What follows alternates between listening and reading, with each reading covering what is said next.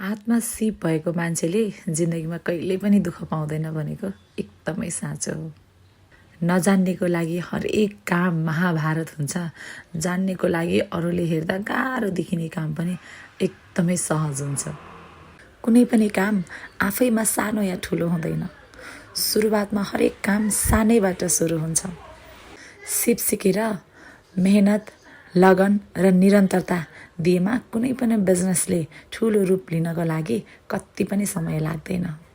इतिहास साक्षी छ। आज नाम कहलिने व्यापारी तथा उद्योगपतिहरूले पनि सानोबाटै सुरु गर्नुभएको हो।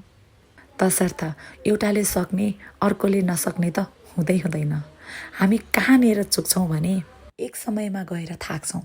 थाक्नु हुँदैन, थाक्नु स्वाभाविक हो, लड्नु स्वाभाविक हो। तर उठेर जब हामी हिँड्न सक्छौँ नि, त्यस पछाडि जित कसैले खोज्न सक्दैन।